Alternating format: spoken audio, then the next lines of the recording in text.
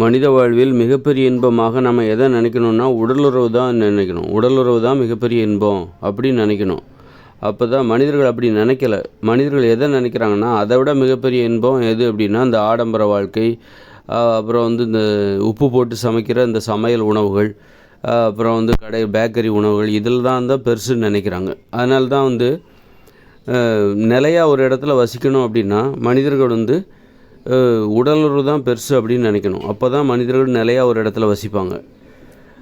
பார்த்திங்கன்னா இன்றைக்கி கல்யாணத்தை ஏன் தள்ளி போடுறாங்க? படிப்பை காரணம் காட்டி, தொழிலை காரணம் காட்டி கல்யாணத்தை தள்ளி போடுறாங்க. 25 வயசில் 30 வயசில் கல்யாணம் பண்ணுறாங்கன்னா என்ன காரணம்? அதுக்கு காரணம் படிப்பு, அப்புறம் தொழில். பணம் தான் இந்த உலகத்தில் பெருசு. அப்போது உடலுறவு நீ பெருசாக நினச்சிருந்த அப்படின்னா 20 வயசில் 18 வயசில் நீ கல்யாணம் பண்ணியிருந்திருப்ப. நீ சின்ன வயசுலேயே காதலிச்சிருப்ப, ஒரு 16 வயசுலேயே காதலிச்சிருப்ப. நீ உடலுறவு பெருசாக நினைக்கல. இந்த பணம் தான் பெருசு, ஆடம்பரமான வாழ்க்கை தான் பெருசு. அப்புறம் இந்த சமையல் உணவு, ருசியான சமையல் உணவு, அதை சாப்பிட்ணும். நல்லா வாய்க்கு ருசியாக சாப்பிட்ணுன்னா நல்லா சம்பாதிக்கணும். வாய்க்கு ருசியாக நல்லா சாப்பிட்ணும், மாமிசம் இதெல்லாம் சாப்பிட்ணும் அப்படின்னா நீ வேலைக்கு போகணும், படிக்கணும்.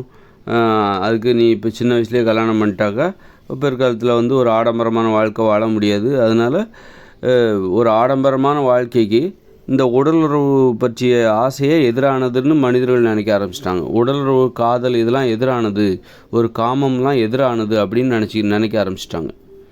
ஆனால் உண்மையிலே எது பெருசாக நினைக்கணும்? நீ காமம் தான் பெருசு, உடலுறவு தான் பெருசு. காமத்துக்கு எது எதிரானது? ஆடம்பர வாழ்க்கை எதிரானது அப்படின்னு நினச்சிருக்கணும். இந்த ஆடம்பரமான வாழ்க்கைக்கு ஆசைப்பட்டால் உனக்கு அது காமம் என்பது, காதல் என்பது, காதலிக்க நேரம் இருக்காது. காமம் என்பது உனக்கு கிடைக்காது. அன்பு என்பது பெருசாக அன்பு செலுத்துவதற்கு நேரம் இருக்காது அப்படின்னு நினச்சிருக்கணும். ஆனால் மனிதர்கள் என்ன நினச்சிட்டாங்க? ஆடம்பர வாழ்க்கை தான் பெருசு. அந்த ஆடம்பரமாக வாழணும் அப்படின்னா அதுக்கு எது எதிரானதுன்னா இந்த காதல், ஆண் பெண் உறவு, காமம், அது எதிரானது. அதனால் அதை நீ அடக்கி வச்சுக்கோ. உடலுறவு மீதான அந்த ஆசைகளை நீ அடக்கி வச்சுக்கோ அப்படின்னு நினைக்க ஆரம்பிச்சிட்டாங்க.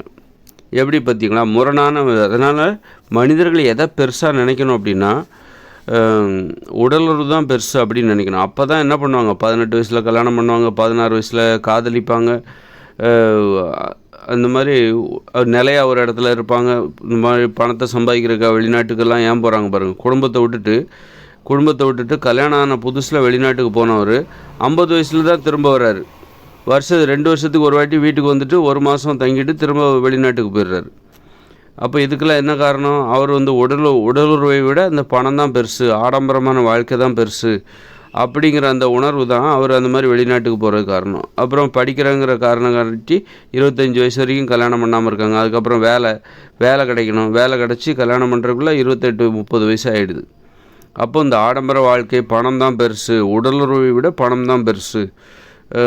உடலுறவு என்பது முக்கியம்தான், ஆனால் அது அந்தளவுக்கு முக்கியம் கிடையாது. ஆடம்பர வாழ்க்கையை விட இந்த உடலுறவு என்பது முக்கியம் கிடையாது. காதல் என்பது முக்கியம் கிடையாது. காமம் என்பது முக்கியம் கிடையாது. இன்னும் சொல்லப்போனால் ஒரு ஆடம்பர வாழ்க்கையை அமைத்து கொள்வதற்கு இந்த காமமோ காதலோ தடையாகத்தான் இருக்கும். அதனால் நீ சின்ன வயசுலேயே ஒழுங்காக படி, காதல் இந்த மாதிரிலாம் போயிடாத அப்படின்னு தான் பார்க்குறாங்க. அப்போது உடலுறவு என்பதை மனிதர்கள் தவறாக நினைக்கிறாங்க. அதை ஒரு தடையாக நினைக்கிறாங்க, எதிரியாக நினைக்கிறாங்க. அப்படி நினைக்கிறதுனால தான் இந்த மாதிரி ஆடம்பரமான வாழ்க்கைக்காக மனிதர்கள் நாடோடித்தனமாக அலைஞ்சிட்ருக்காங்க. பணத்துக்காகவும், படிப்புக்காகவும், ஆடம்பர வாழ்க்கைக்காகவும் ஒரு இடத்துல நிலையாக இருக்காமல் குடும்பத்தை பிரிஞ்சு எல்லாம் நாடோடிகளாக அலைஞ்சிட்ருக்காங்க. பெரும்பாலானவர்கள் குடும்பத்தோடே இருக்கிறதில்ல, அந்த குடும்பத்தோடு வசிப்பதில்லை. அப்போது இதுக்கெல்லாம் என்ன காரணம்? மனிதர்கள் காமத்தையோ காதலையோ பெருசாக நினைக்கல. அப்போ நீ காம உணர்ச்சியையும் காதலையும் பெருசாக நினைக்கணும். அதுதான் மிகப்பெரிய இன்பம். அப்போ அதற்கு இந்த ஆடம்பர மோகம் என்பது தடையானது. எளிமையாக வாழ நினைத்தால் மட்டும்தான் அந்தந்த வயசில் கல்யாணம் பண்ண முடியும் அப்படின்னு நினைக்கணும். அப்படின்னு நினச்சா தான் மனிதர்கள் எளிமையான வாழ்க்கைக்கு திரும்புவாங்க. ஆடம்பர மோகத்தை கைவிடுவாங்க. இந்த காதல், அந்தந்த வயசில் நீ காதலை அனுபவிக்க வேண்டும். ஆடம்பரமான வாழ்க்கையை அமைத்து கொள்வதை விட அந்தந்த வயசில் நீ காதலிக்கணும். 16 வயசில் காதலிக்கணும், 18 வயசில் கல்யாணம் பண்ணணும். இப்படியெல்லாம் இருந்தால் தான் வாழ்க்கை என்பது ஏமாற்றம் இல்லாத ஒன்றாக மாறும். இல்லை என்றால் நீ என்ன தான் காதலையும் காமத்தையும் தியாகம் பண்ணிவிட்டு கல்யாண வாழ்க்கையை தியாகம் பண்ணிவிட்டு அல்லது தள்ளி போட்டுக்கிட்டு அல்லது தியாகம் பண்ணிவிட்டு கோடிக்கணக்கான பணத்தை சம்பாதிச்சாலும் நீ ஒரு ஏமாளி தான், நீ வாழ்க்கையில் ஏமாந்து போன ஒருவர் தான் என்பதை கண்டிப்பாக வாழ்க்கையில் நீ உணர்ந்திருக்காங்க. நிறைய பேர் அப்படி தான் உணர்ந்திருக்காங்க என்பது தான் நிச்சயம். ஆனால் இனிமேல் பிறக்கிற பசங்க என்ன பண்ணுவாங்க, அந்த மாதிரி ஏமாளியாக இருக்க விரும்ப மாட்டாங்க. ஏன்னா நம்ம ஏமாந்தவங்க நம்ம கேட்டகரி தான்.